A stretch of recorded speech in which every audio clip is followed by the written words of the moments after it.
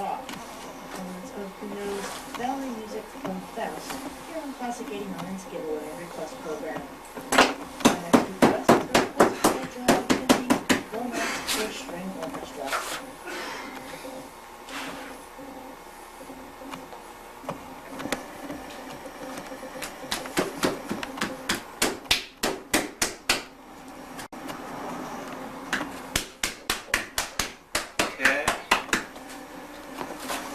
Yeah.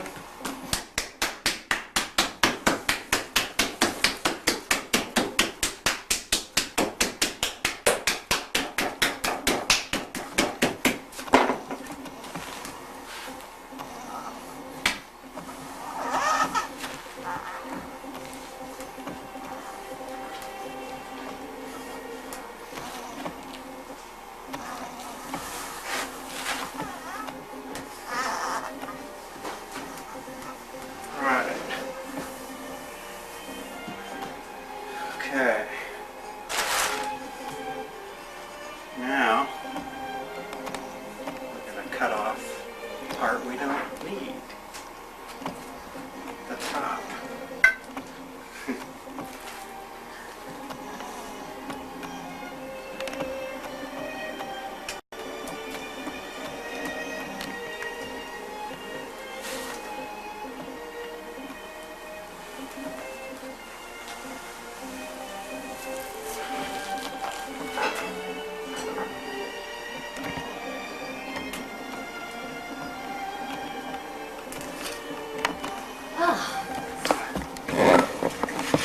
Stop anywhere along the line.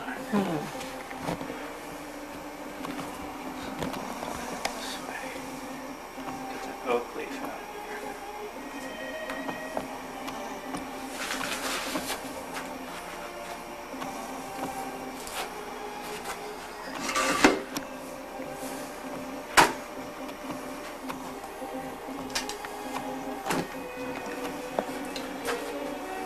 Okay.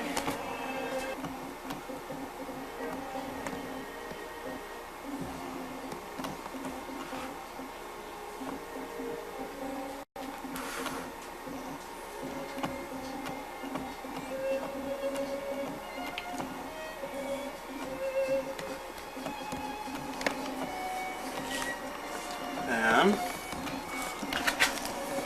this.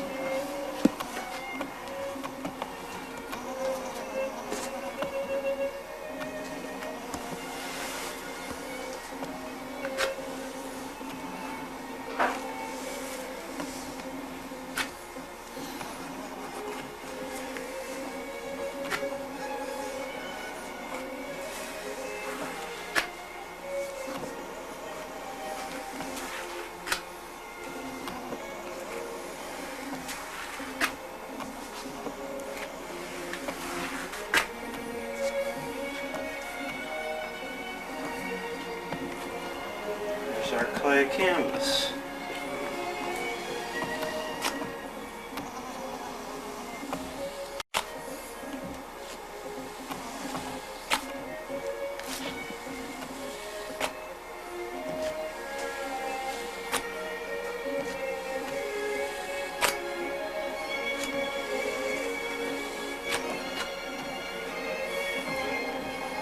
Ready for some plant material, or carving, or relief. So many things I haven't tried to do with this. But today we'll try ferns, right? Ferns, alright, yes. Ferns.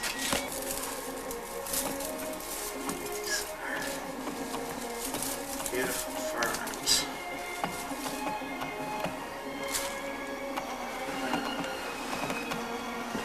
Perhaps we'll just let God tell us where to put them.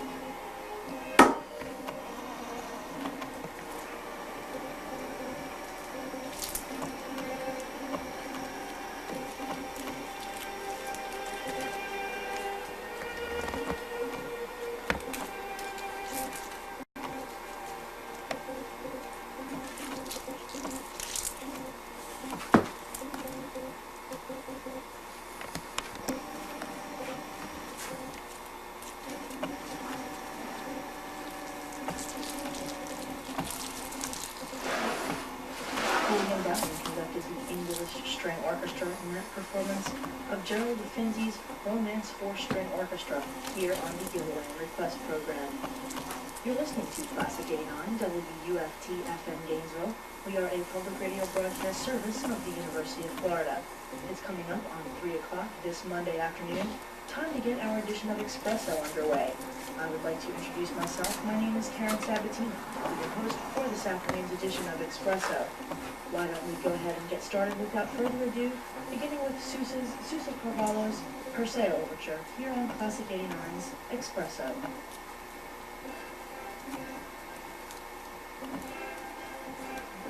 Up there, huh? Guitar. Yeah. Should be some open room though.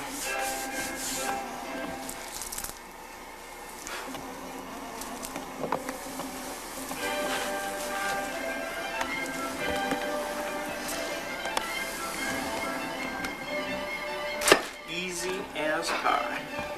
Now let's see how we credit it.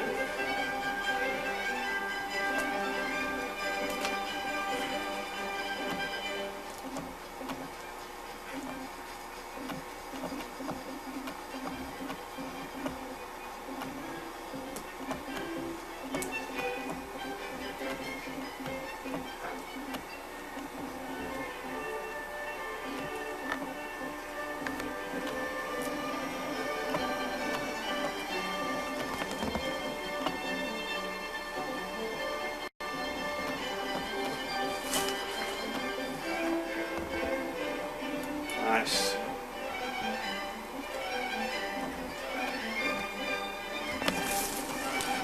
So there you go.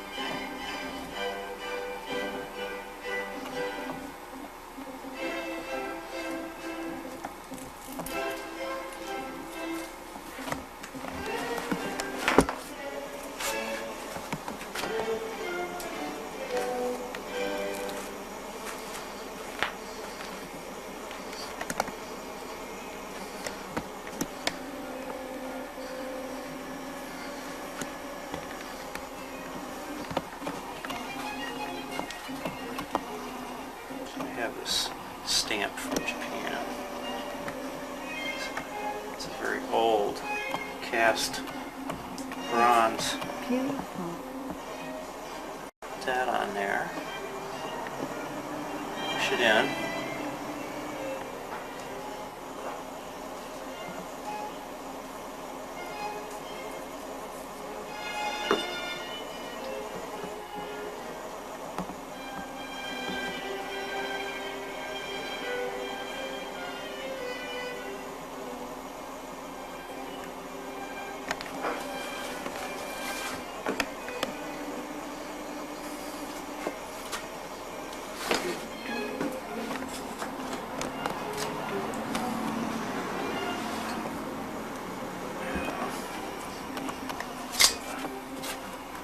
Lace it here. Trim the edges a little bit.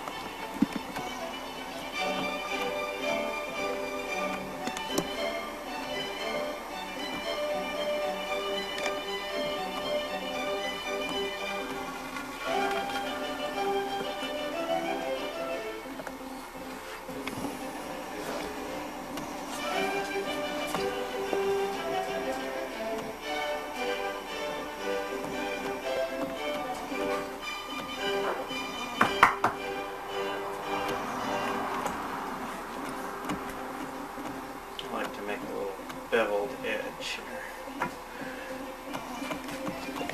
Really sets it off nicely.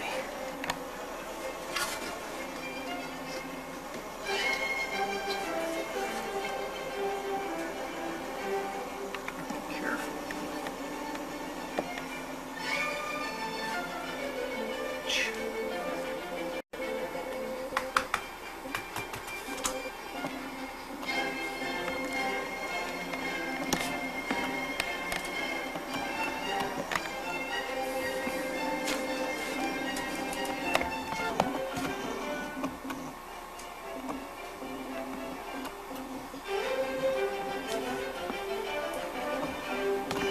Overnight before I start fooling around with it.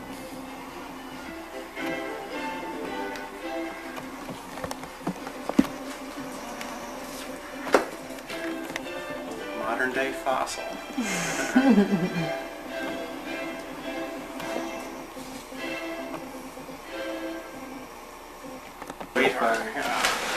Lots of rough and smooth and yeah. This is going to be a great day. You know when you're going to do it yet? No. Good. It's nice to not know. I don't know, and I refuse to know. Good. Everybody wants to know, but I don't know. Yeah, don't ask me anymore. But I'll let you know as soon as I know.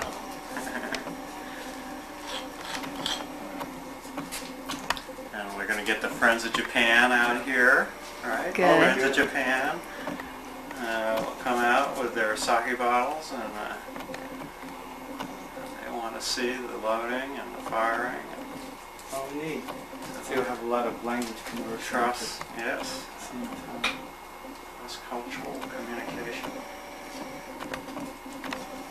Well, those are the people you gave a speech for.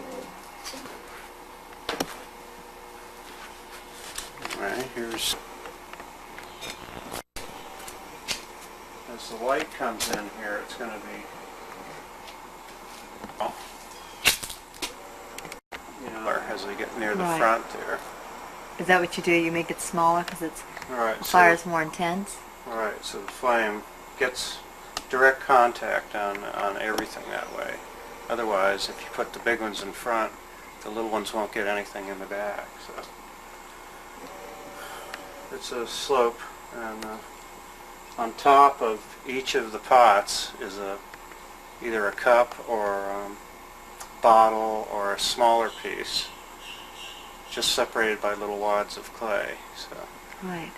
that way you kind of double the space you have without putting shelves in. Right. Did you build this whole thing yourself? Yes. You did. Yeah, this is about the third shape. Oh, really? It's been through, 3 different transformations, and I think this is going to be the best so far, anyway. Yeah. Where is it at? This, usually I leave a door right here, Right. so fire is started here, and this is all bricked up, solid, double bricks. Right. And then there's another door up here for throwing wood in up top.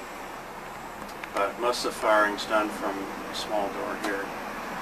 And this whole area gets filled with ash and coals, and it's very important to have a big pile of hot coals Right. in there. Otherwise it won't make it, So, and I put some pots right along the edge there. Right now, see, I can't see it too well. Take some of this out of here.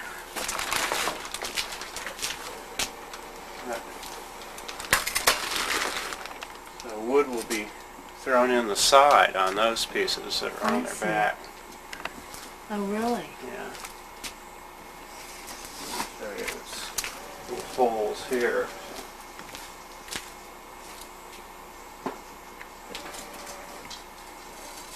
Huh. this way. And as they burn up, there creates a finish on the pots? Right. So there's no glazing that's used at all? It's just this is all? All natural glazed, you know. Right. I do sprinkle some wood ash on the pieces that are kind of hidden. Right. But the pieces right up front don't need anything. They get wood ash all over them. And I've been throwing in salt near the end of the firing, which tends to glaze them as well. So they get quite shiny in some areas and quite dull in others. Right. And that's the good point, you know. Right. Everybody else is trying to get them the same all the way around. And Right. I encourage this kind of accidental markings. Yeah, that's what makes them beautiful. But, off. And this is what you feed into the kiln the whole time? Yep. It's got to be cut rather small and dried thoroughly before the firing, because wet wood just doesn't create the heat release Right. necessary. So it's There's a lot of firing for chopping. 3 days? All right, 3 days. How do you and keep a nights. fire going for 3 days? Well, it's, you know, you just keep putting it in. But who stays up for 3 days?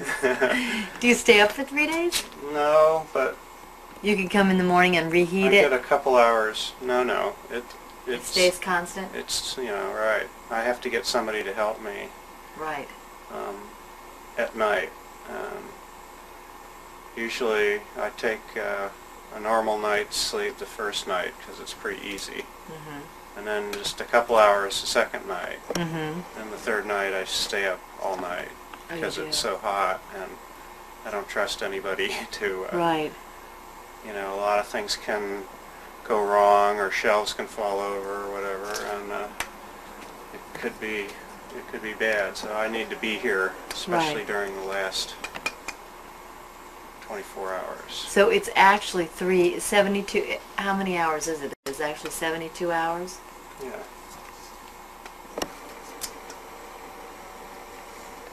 These big pieces still need to be cut down, you know. Right. And these big chunks here are just a little too big, so. After. And then it's mainly just feeding the fire. Right. So we're making Micanopy. Oh, really? Yeah, just, you know, lumber that nobody wanted. Right. They heard about me, so they called me up. So I end up cleaning up building sites, you know, for that. See, all this is also wood from a building site. And do you use all this wood, really? When Oh, it gets yeah. right down to it? Well, yeah. And is this are these some of the shelves? Right.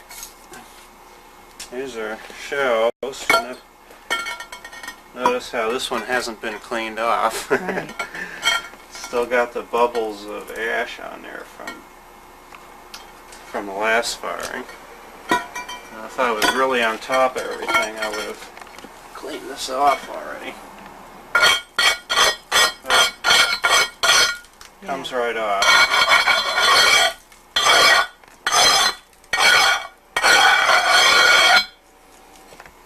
That's pretty much ready to go. Another round. Right. So it still has some. I use this coarse grog to separate the pot from the shelf so heat can get underneath it. Right. You can see where the little shadow of what was on there Right. before.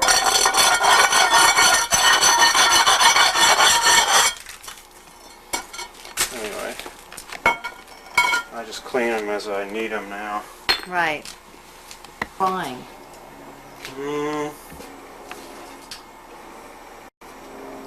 Most of it's been drying about 2 weeks.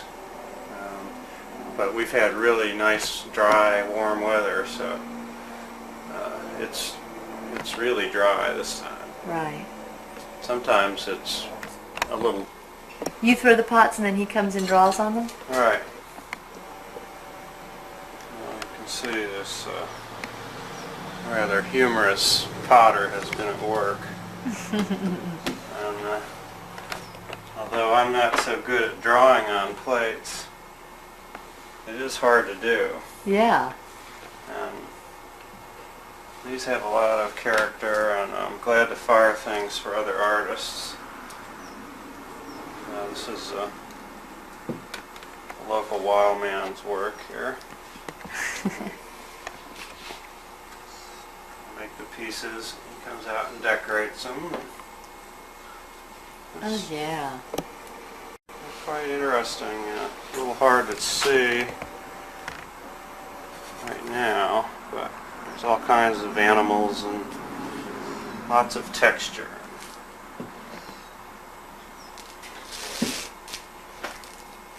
So, yeah, from yesterday.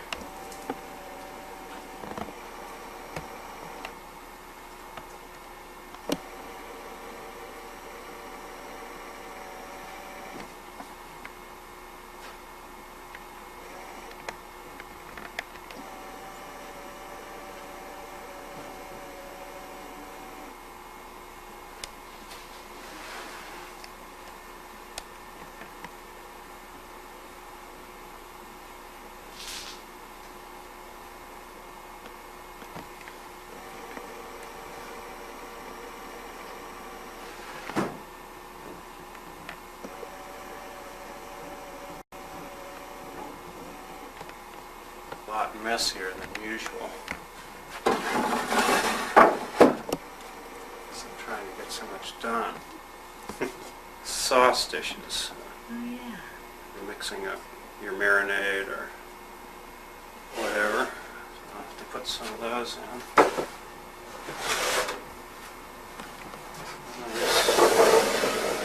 And these go on top of other pieces, like I was saying, you know, with little wads of clay in there. And then you can fire it like that? Or you can turn it upside down like that, and then put another one here. No kidding. So you can, you know, stack them right up. Not too high, you know. Right. Not, you know, these are pretty thin, so it has to be nice and thick and strong. So,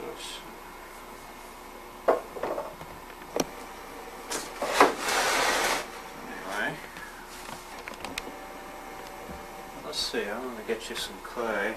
You know, Mike Kemp's son. They made these? Yes, like it's a little, A little cup. you know, all the little things stuck on there. And this has a face. Oh, wow. Wonderful. So, very childlike.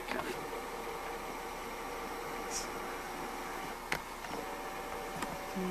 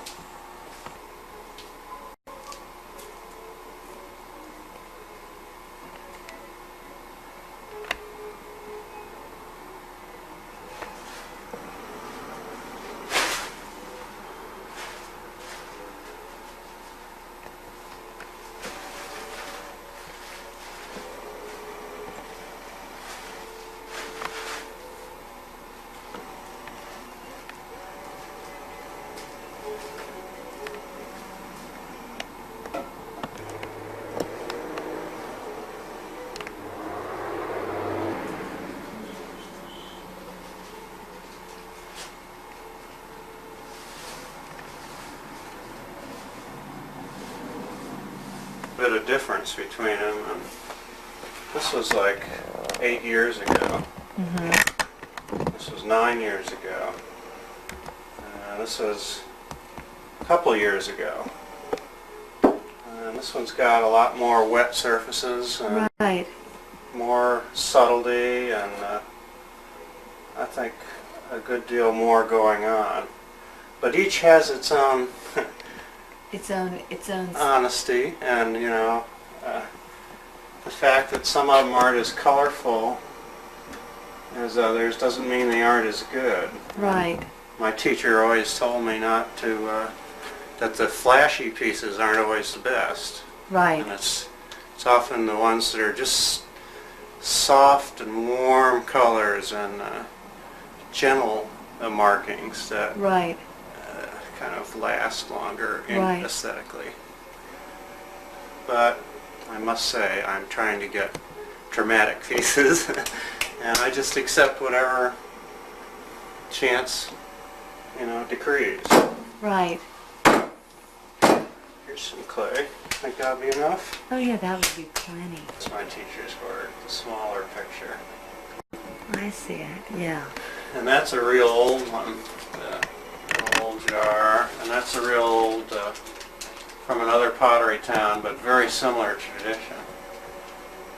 And most of those are pictures of old work. Grew up where the clay was good, I see. right? So the potters didn't have to go anywhere to get the clay. And so they have these traditional kiln sites that are many hundreds of years old, where the clay has always been good, and they've developed a tradition. And in some way, they made stuff. Some of it was dinnerware, some of it was just altar pieces, some of it was flower pots. But each area had a good clay for one type of thing, or a Oh, couple really? kinds of things. So Right. they